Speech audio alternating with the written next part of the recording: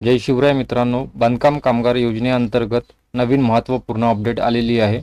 नवीन नोंदणी किंवा नूतनीकरण म्हणजेच नवीन फॉर्म भरायचा असेल किंवा रिन्यूअल करायचा असेल त्याकरिता आता कुठलेही शुल्क लागणार नाही, म्हणजेच आता तो मोफत करता येणार आहे। त्याविषयी नवीन GR प्रसिद्ध करण्यात आला आहे। काय GR आहे ते आजच्या व्हिडिओमध्ये आपण थोडक्यात पाहूया। चॅनलवरती नवीन असाल तर चॅनलला सबस्क्राइब करा, व्हिडिओला लाईक करा आणि जास्तीत जास्त शेअर करा।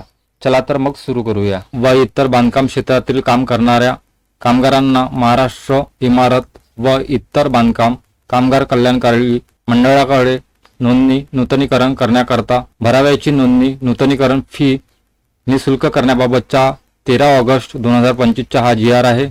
यामध्ये राज्यातील इमारत व इतर बांधकाम क्षेत्रात मध्ये काम करणाऱ्या कामगारांची मंडळामार्फत नोंदणी व नूतनीकरण करण्यात येते।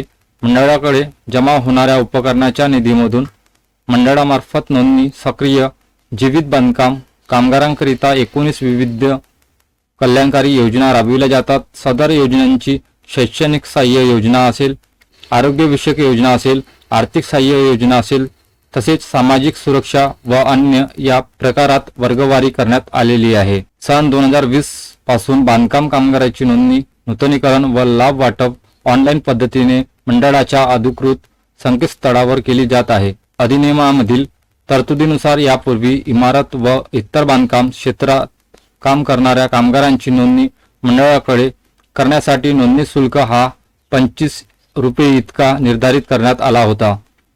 नंतर शासनाच्या संदर्भ क्रमांक 1 येथील पत्रान्वये बांधकाम कामगारांची नोंदणी नूतनीकरण करण्याबाबतच्या शुल्काच्या रकमेत बदल करून सदर शुल्काची रक्कम 1 रुपया करण्यात आली होती।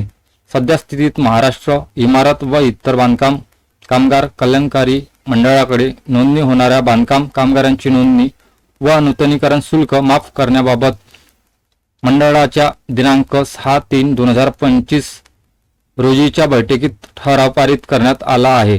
त्याच अनुषंगाने महाराष्ट्र इमारत व इतर बांधकाम कामगार कल्याणकारी मंडळाकडे नोंदणी होणारे बांधकाम कामगारांची नोंदणी व नूतनीकरण शुल्क माफ करण्याबाबतचा प्रस्ताव मंडळाने संदर्भीय क्रमांक 3 येथील पत्रान्वये शासन मान्यतेवर सादर केला आहे। त्याच अनुषंगाने महाराष्ट्र इमारत व इतर बांधकाम कामगार कल्याणकारी मंडळाकडे नोंदणी करणाऱ्या बांधकाम कामगारांची नोंदणी व नूतनीकरण शुल्क माफ करण्याबाबत मंडळाने शासनात सादर केलेल्या प्रस्तावात मान्यता देण्यात आलेली आहे। हा जो काही GR आहे तो व्हिडिओच्या डिस्क्रिप्शन मध्ये दिलेला आहे, तो व्यवस्थित पाहून घ्या आणि व्हिडिओला जास्तीत जास्त शेअर करा। धन्यवाद।